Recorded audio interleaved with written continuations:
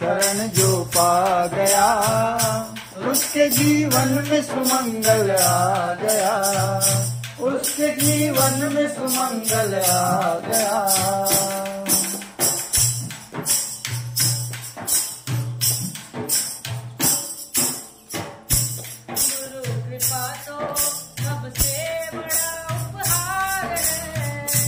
गुरु कृपा तो सबसे बड़ा उपहार है।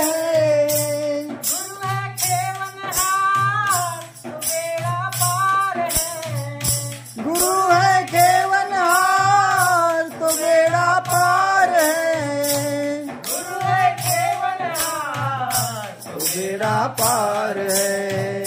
ज्ञान का पावन हो प्रेम का पावन ज्यादा पा गया, उसके जीवन में सुमंगल आ गया, उसके जीवन में सुमंगल आ गया। गुरु की छाया में,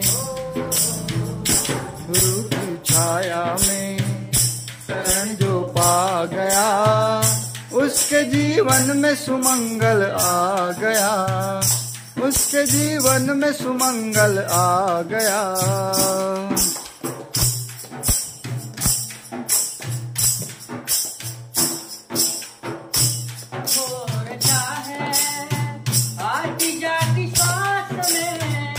वो रचा है आती जाती सांस में,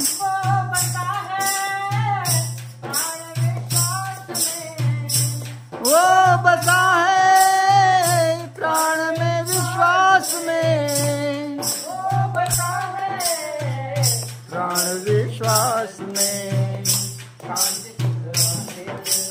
ओ शांति सुख अमृत बरसा गया, उसके जीवन में सुमंगल आ गया।